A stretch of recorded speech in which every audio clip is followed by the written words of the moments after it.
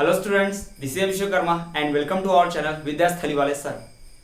सो students, आज हम आपके लेकर आए हैं क्लास 10th इकोनॉमिक्स का, जी हाँ, sectors of Indian economy chapter. जी हाँ, इस sector of Indian economy chapter के हम आज 6वें वीडियो लेक्चर में डिस्कस करेंगे कि कैसे हम और एम्प्लॉयमेंट बढ़ा सकते हैं। जी हाँ, इसके प्रीवियस वीडियो लेक्चर में यानी कि 5th पार्ट में सेक्टर्स ऑफ इंडियन इकोनॉमी के हमने बात की थी कि कैसे हम कुछ मेथड्स इम्प्लाइड करके हम एग्रीकल्चर से, बैंक से, बहुत सारी चीजों से हम क्या कर सकते हैं, जॉब्स बढ़ा सकते हैं, एम्प्लॉयमेंट क्रिएट कर सकते हैं। हमने बात किया थी कैसे रूरल इंफ्रास्ट्रक्चर को बढ़ाकर, स्मॉल स्केल इंडस्ट्री और बैंक क्रेडिट पर ध्यान देकर, साथ ही साथ एजुकेशन और हेल्थ सेक्टर पर ध्यान देकर हम बहुत सारा एम्प्लॉयमेंट जनरेट कर सकते हैं। और आज हम बात करने वाले हैं कैसे हमारी गवर्नमेंट ने कुछ स्कीम्स, कुछ योजनाएं, कुछ प्लान्स लाकर गरीबी दूर करने की, एम्प्लॉयमेंट जनरेट करने की कोशिश की थी। तो उन्हीं के बारे में हम डिस्कस कर रहे हैं, जैसे कि नरेगा है ना, प्रधानमंत्री रोजगार योजना जो था, नरेगा जिसे कहा जाता है, उसी की बात हम करने वाले हैं। और भी हम कुछ फर्दर टॉपिक्स पढ़ेंगे, जैसे कि सेक्टर्स का division, organise sector,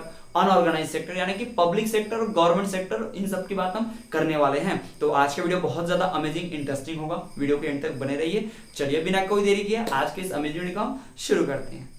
so students, इसके पहले वाले वीडियो लेक्चर में बात की थी कि कैसे हम ज्यादा जॉब्स क्रिएट कर सकते हैं। ठीक, उसमें हमने देखा था कि कैसे अलाइड एग्रीकल्चर को प्रमोट करके, रूरल इंफ्रास्ट्रक्चर को बढ़ा के, स्मॉल स्केल इंडस्ट्रीज और बैंक क्रेडिट पर ध्यान देकर हम क्या कर सकते हैं, मोर एम्प्लॉयमेंट क्रिएट कर सकते हैं। साथ ही साथ हमने ये भी देखा कि अगर हम हेल्थ सेक्टर और एजुकेशन सेक्टर पर भी ध्यान दे दें तो हम और ज्यादा जॉब जनरेट कर सकते हैं। तो इसी तरह की कुछ और बातों को हम डिस्कस करेंगे कि कोई और टॉपिक भी है क्या, या गवर्नमेंट ने कुछ ऐसा ट्राई किया जिससे जॉब बढ़ी क्या, वही हम डिस्कस करने वाले हैं। तो इसी टॉपिक को बढ़ाते हुए हम डिस्कस करेंगे नरेगा के बारे में। जी हाँ, नरेगा, NAREGA, नरेगा 2005, ये क्या है हम आपको बताते हैं। चलिए, ये सरकार की स्कीम, ये भारत सरकार की योजना थी। जी हाँ, हमारी गवर्नमेंट जो थी 2004 में न्यूली गवर्नमेंट इलेक्ट हुई थी, यूपीए की, यानी कि कांग्रेस की जो गवर्नमेंट इलेक्ट हुई थी उस वक्त, तो उन्होंने क्या किया, एक योजना बनाई, एक स्कीम बनाई जिसे कहा जाता है नरेगा।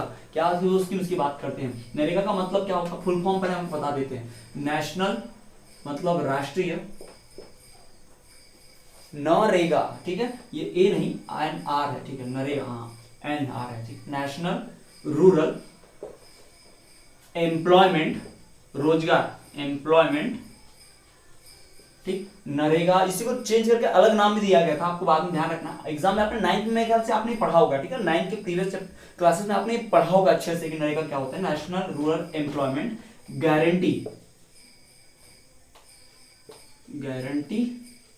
एक्ट 2005। जी हाँ, ये इसका फुल फॉर्म है, आपको ध्यान होगा, पहले भी नहीं भी है तो ध्यान रखिएगा। National rural employment guarantee act, इसी को क्या बोलते हैं, नरेगा। ठीक है, ये योजना लागू हुई थी 2005 में। क्या किया गया था, इसको फॉर्मुलेट किया गया था, बनाया गया था, और 2 फरवरी 2006 को इसे क्या किया, लागू किया गया। तो आप याद रखिए डेट, एग्जाम के पॉइंट ऑफ व्यू से हो सकता है ऑब्जेक्टिव में आ जाए। ठीक, ये फॉर्मुलेट हो गई थी 2005 में ही, लेकिन इसको लागू किया गया, इंप्लीमेंट किया गया कब, 2 फरवरी 2006 को। ये देश भर के 625 डिस्ट्रिक्ट्स में, यानी 625 जिलों में 625 डिस्ट्रिक्ट्स में शुरू किया गया था। कि अगर ये सक्सेसफुल होगा तो और भी पूरे देश में लागू करेंगे। ठीक है, तो क्या होता था इसमें, क्या नहीं होता है, सब डिस्कस करते हैं।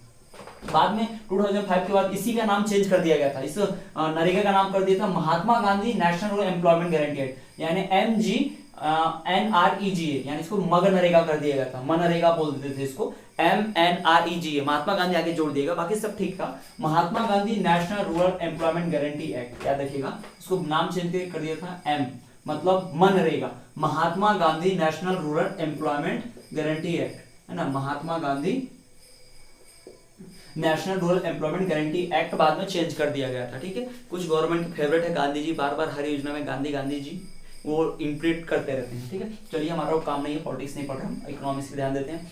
तो ये योजना लाई गई थी इसके द्वारा, गवर्नमेंट के द्वारा। ये योजना जो है 2005 में ही फॉर्मुलेट कर दी गई थी, याद रखिएगा, ऑब्जेक्टिव के रूप में। अगर आपको 1 मिनट में आए, when was NREGA scheme formulated, तो आप 2006 नहीं लिखेंगे भाई, क्या लिखेंगे, 2005 लिखेंगे। When was NREGA scheme formulated 2005। अगर आपको सवाल आता है व्हेन वाज नरेगा इम्प्लीमेंटेड, कब लागू किया गया, तो आप बताएंगे कि इट वाज इनेक्टेड ऑन 2 फरवरी 2006, है ना। इसको प्राइम मिनिस्टर, प्रधानमंत्री जो उस वक्त के थे डॉक्टर मनमोहन सिंह, हमारे फॉर्मर प्राइम मिनिस्टर, उस वक्त प्रधानमंत्री थे, उन्होंने इस योजना को लॉन्च किया था। Prime minister launched it on 2 फरवरी 2006 को लॉन्च किया था, जिसका नाम क्या है, Mahatma Gandhi national rural guarantee act, है ना, Mahatma Gandhi national rural employment guarantee act 2005 भी इस नाम के साथ जुड़ा हुआ है, पूरा नाम है ये, सिर्फ इतना ही नाम नहीं है, एक्ट के बाद भी है वो 2005 भी ना, इसी टाइटल में है, इसी फुल फॉर्म में, याद रखिएगा, ठीक।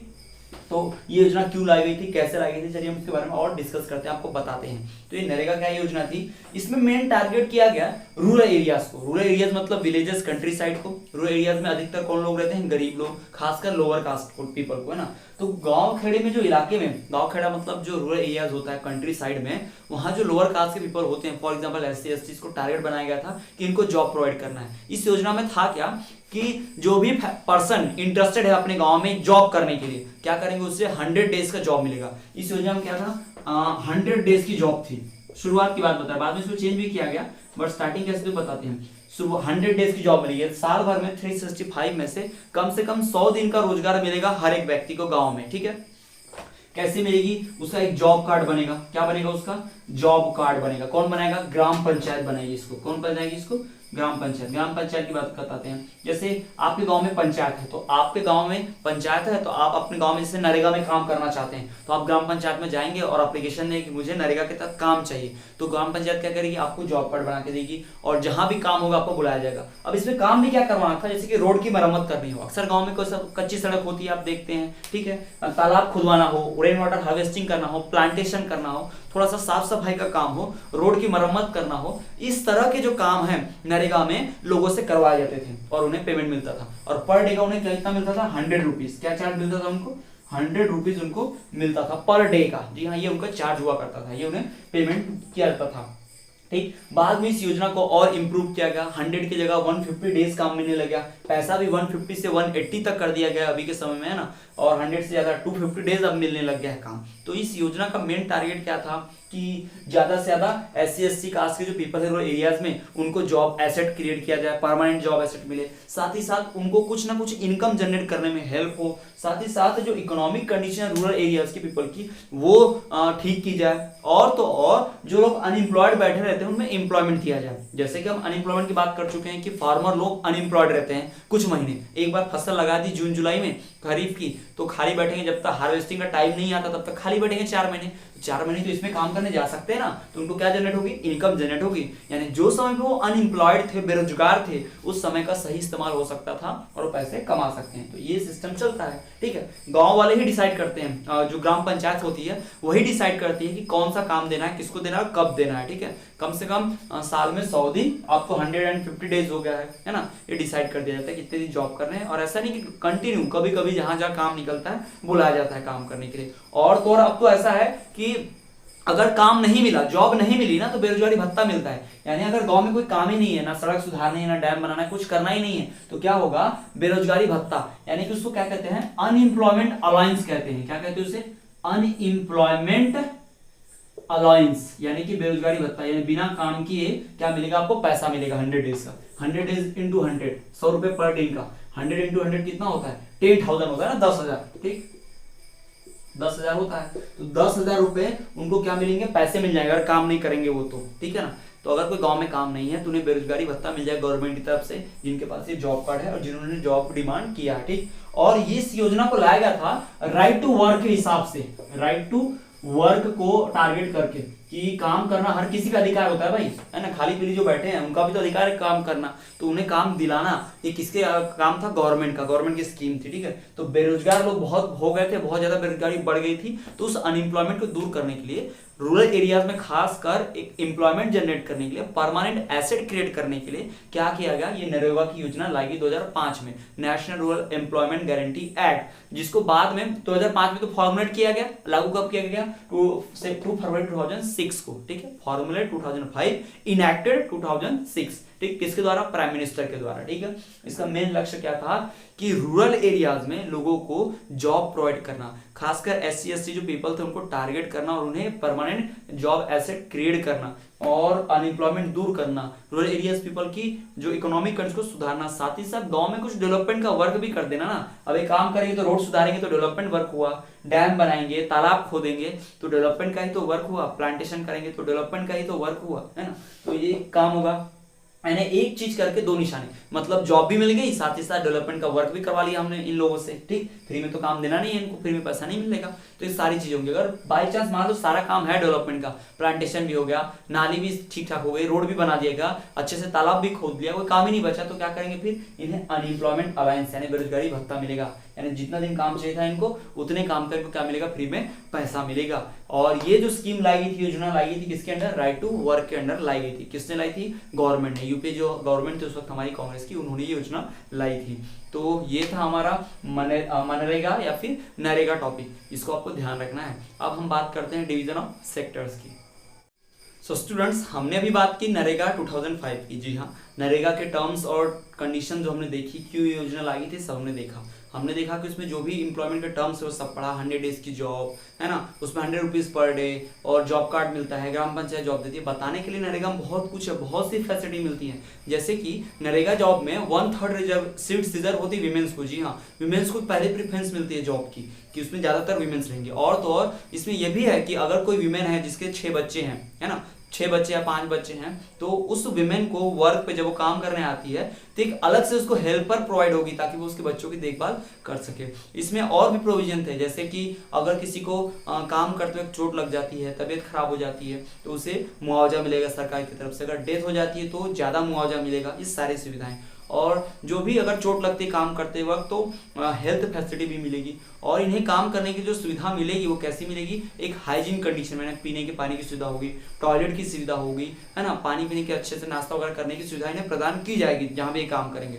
और तो और जो भी इन्हें जॉब मिलेगी वो इनके ग्राम पंचायत और एरिया के 5 किलोमीटर के प्रेमिसेस में, यानी 5 किलोमीटर से ज्यादा दूर वो काम नहीं होना चाहिए इनके गाँव के, है ना, गाँव के 5 किलोमीटर के अंदर ही वो काम होना चाहिए। ये सारी चीजें हैं, और नहीं मिलते हैं तो क्या हो जाएगा, उन्हें अनएम्प्लॉयमेंट अलायंस बेरोजगारी भत्ता मिलेगा। आपको पढ़ाया। और क्या होगा, अगर मान लीजिए कभी ग्राम पंचायत काम करने के बुलाए लोगों को और लोग ही काम करने ना जाए तो फिर क्या होगा, गवर्नमेंट उन्हें क्या कर सकती है, कुछ समय के लिए पेमेंट नहीं देगी, यानी कि अगले 3 महीने तक उन्हें कोई काम नहीं मिलेगा। जैसे आपने ग्राम पंचायत में जॉब कार्ड के लिए अप्लाई किया था कि आपको जॉब चाहिए, लेकिन आपने क्या किया, गवर्नमेंट ने आपको बुलाया 10 दिन बाद कि जॉब पे आ जाइए, काम है आपको, 10 दिन काम करना है, तो आपको 1000 रुपीज मिलेंगे 10 डेज का, 100 रुपीज के हिसाब से। लेकिन आप 10 डेज गए ही नहीं जॉब करने, फिर बाद में जा रहे हैं 10 दिन बाद कि हमें जॉब चाहिए, अब तो गवर्नमेंट जो है, ग्राम पंचायत जो है वो कहेगी कि जॉब नहीं है, जब काम था तो आप आए नहीं। तो इसमें क्या होगा, आपको 3 महीने तक आगे से कोई जॉब नहीं मिलेगी, अगले 3 महीने बाद फिर कोई काम आएगा तो जॉब मिलेगी, तो नहीं मिलेगी, है ना। और अनएम्प्लॉयमेंट अलायंस भी नहीं मिलेगा। वरना क्या होता,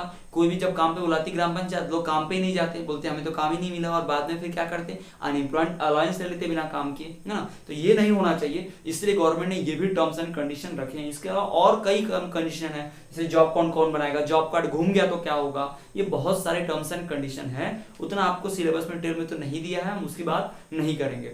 चलिए हम अब अपने अगले टॉपिक पर आते हैं, जो कि है डिवीजन ऑफ सेक्टर्स। जी हाँ, division of sectors.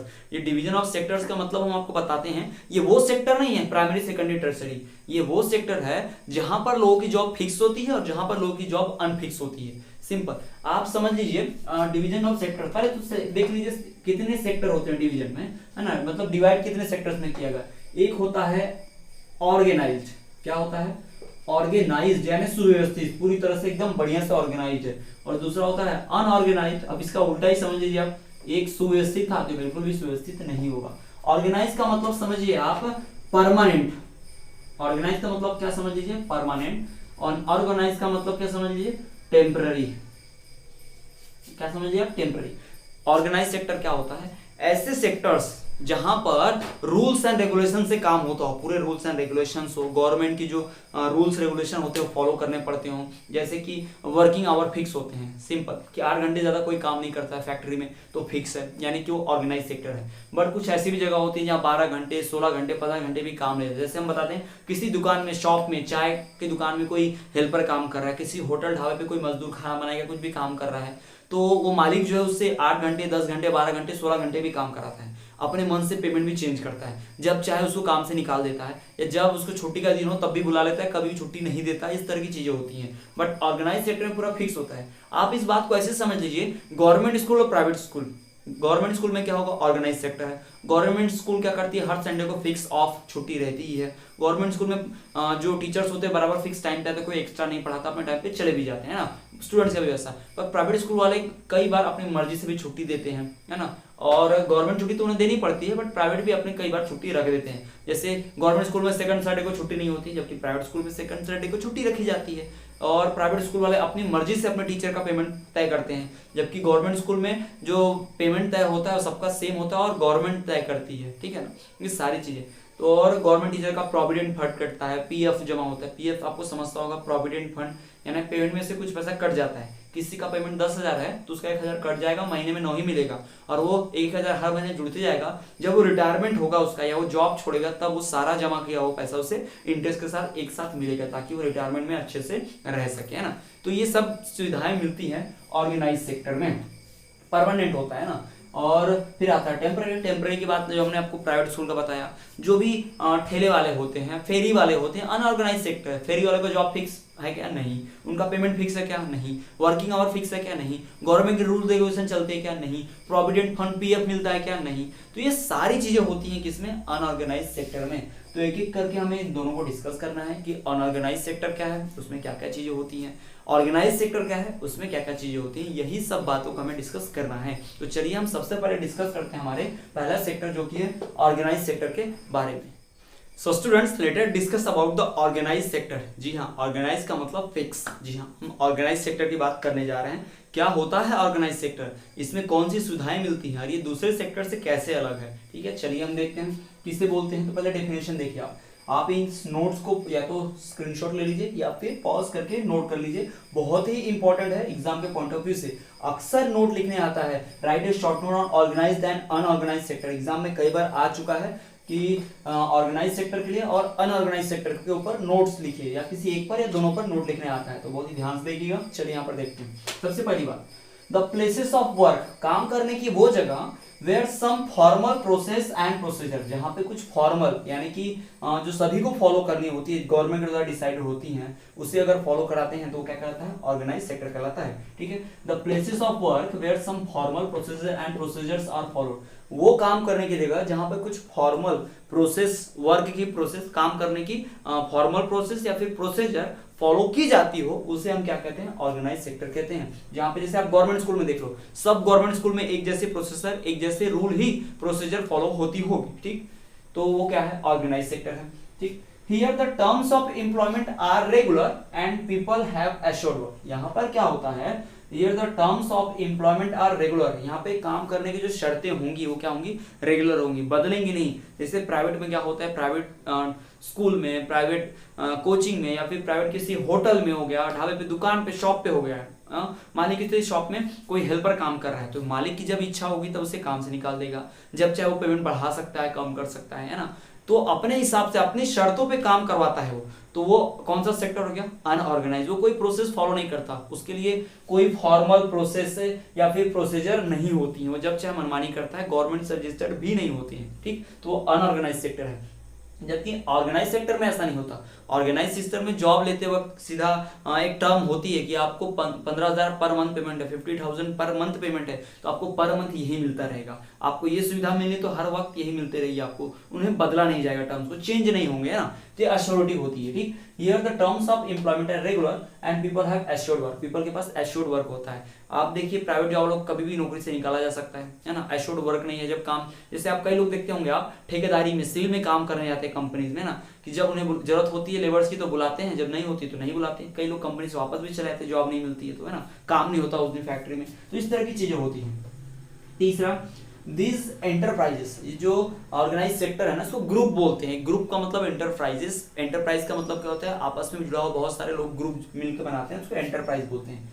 This enterprises are registered with government, ये सरकार के द्वारा रजिस्टर्ड होती हैं, and have to follow the rules and regulation formatted by government, अगर ये सरकार के द्वारा रजिस्टर्ड है, सरकारी मान्यता प्राप्त है, तो इन्हें सरकार के नियम मानने ही होंगे। सरकार का नियम होता है संडे को छुट्टी होगी, सरकार का नियम होता है कि 8 घंटे ही वर्कर से काम लेना है, सरकार का नियम है कि उन्हें लंच का छुट्टी भी मिलना चाहिए 1 घंटे का, सरकार का नियम है कि लोगों को मेडिकल फैसिलिटी मिलनी चाहिए, पानी पीने की अच्छी सुविधा मिलनी चाहिए, वहाँ पर टॉयलेट की सुविधा हो, है ना, लोगों के साथ टॉर्चर वाला काम ना हो, उनको काम करने के लिए सेफ्टी प्रोवाइड हो, जैसे मास्क मिले, हेलमेट मिले काम करने के लिए ना, ये सारी चीजें होनी चाहिए। तो ये जो भी गवर्नमेंट रजिस्टर करवाएगी अपना ग्रुप, जो भी मान लीजिए इंस्टीट्यूट अपने आप को गवर्नमेंट रजिस्टर कराता है, तो उसे गवर्नमेंट के रूल्स एंड रेगुलेशन फॉलो करने पड़ते हैं, वरना गवर्नमेंट उसे लाइसेंस नहीं देती, मान्यता प्राप्ति नहीं मिलती है। ठीक है, फिक्स जो इसमें कुछ सुविधाएं होती हैं। कौन सी सुविधाएं मिलती हैं यहाँ पे? कुछ फैसिलिटी खासियत मिलती है, जैसे कि आप अगर ऑर्गेनाइज सेक्टर में हैं तो आपको बहुत सारी सुविधाएं मिलेगी। जैसे आप किसी प्राइवेट कंपनी में, ऑर्गेनाइज सेक्टर वो गवर्नमेंट के द्वारा रजिस्टर्ड कंपनी है और उस कंपनी में आप काम कर रहे हैं, तो आपको बहुत सारी सुविधाएं मिलेंगी। कैसी सुविधाएं मिलेगी? इनमें से कुछ मिलती हैं, सारी भी मिलती हैं कभी कभी। ठीक है,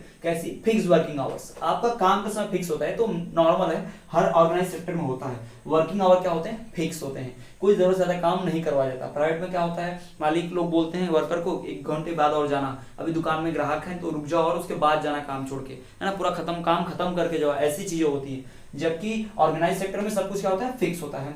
additional payment on over time, अगर वो जरूरत से ज्यादा काम करेंगे, 8 घंटे की ड्यूटी है और 10 घंटे करवाया जा रहा है ऑर्गेनाइज सेक्टर में, तो 2 घंटे का उन्हें एक्स्ट्रा पेमेंट मिलेगा, ओवर टाइम, ओटी जिसे कहते हैं, है ना, एक्स्ट्रा वेज उसका मिलेगा, मजदूरी बढ़ के मिलेगी। ठीक, मेडिकल फैसिलिटी मिलती है, काम करते वक्त चोट लगी या परिवार में किसी तबियत खराब होती है तो मेडिकल फैसिलिटी मिलती है, कार्ड बना होता है उनका ना, आपने देखे होंगे, सुने होंगे। ठीक, क्लीन ड्रिंकिंग वाटर, काम करने जगह पर साफ सुथरा पानी पीने के लिए, सेफ वर्किंग इन्वायरमेंट, है ना, सुरक्षित माहौल काम करने का, खतरे वाला नहीं हो। जैसे आप टावर पे जो काम करता है, आपने देखो गवर्नमेंट की तरफ से जो लाइनमैन वगैरह होते हैं, इलेक्ट्रिशियन को खंभों पर चढ़ते हैं, उन्हें रबर ग्लव्स मिलते हैं, हेलमेट मिलता है ना, तो सारी सुविधाएं की चीजें उन्हें मिलती हैं। पेंशन एक्सेट्रा, यानी रिटायरमेंट के बाद जो मिलती है, जिसे सेवानिवृत्ति कहते हैं, यानी रिटायरमेंट के बाद जो पैसा पर मंथ कट रहा था पेमेंट में पहले रिटायरमेंट के पहले, यानी जॉब के दौरान, वही रिटायरमेंट के वक्त एक साथ जमा होकर इंटरेस्ट के साथ मिलता है, उसे क्या कहते हैं? पेंशन कहते हैं। तो इस तरह की सुविधाएं मिलती हैं ऑर्गेनाइज सेक्टर में, या तो इस तरह की मिलती हैं या सारी मिलती हैं, इसमें से कुछ मिलती हैं। ठीक है, तो ये हमने बात की है किसकी? ऑर्गेनाइज सेक्टर की। ठीक, तो क्लियर हो गया आपको ऑर्गेनाइज सेक्टर? देख लीजिए, हम फिर से एक बार देख लेते हैं। The places of work where some formal process and procedures are followed is known as organise sector. तो किसे कहते हैं ऑर्गेनाइज सेक्टर? वो जगह, काम करने की वो जगह जहां पर कुछ फॉर्मल प्रोसेसेस और प्रोसीजर्स फॉलो होते हैं, उसे ही हम क्या कहते हैं? ऑर्गेनाइज सेक्टर कहते हैं।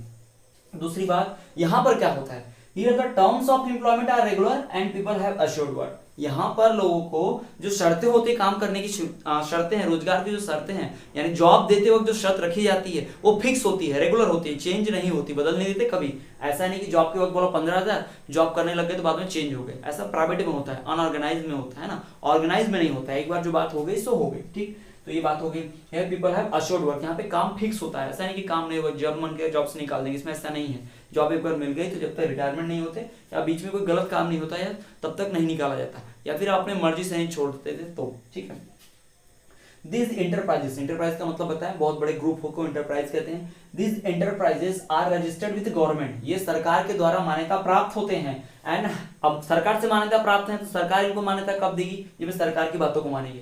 तो they have to follow the rules and regulations formulated by government, सरकार के द्वारा जारी किए गए, बनाए गए नियम कानून को इन्हें फॉलो करने ही पड़ेंगे। और तो और इनको कुछ सुविधाएं भी मिलती है, एक्स्ट्रा एडिशनल फैसिलिटीज मिलती है, जैसे कि फिक्स वर्किंग आवर्स होता है, additional payment on over time, है ना, एक्स्ट्रा वेजेस मिलते हैं उन्हें और ज्यादा पैसा मिलता है अगर उन्हें वर्किंग आवर्स से ज्यादा काम करा जाए, इसको ओवर टाइम ओटी कहते हैं ना, वो मिलता है इन्हें एक्स्ट्रा। ठीक, मेडिकल फैसिलिटी मिलेगी, परिवार में किसी तबियत खराब होगी या खुद इनकी काम करने वाली किसी तबियत खराब होगी, या जहाँ पर एक काम करे वहाँ पे फर्स्ट एड बॉक्स होगा, या वहाँ पे डिस्पेंसरी छोटी सी होगी जहाँ तुरंत इलाज कराया जा सके ना, वो होता है।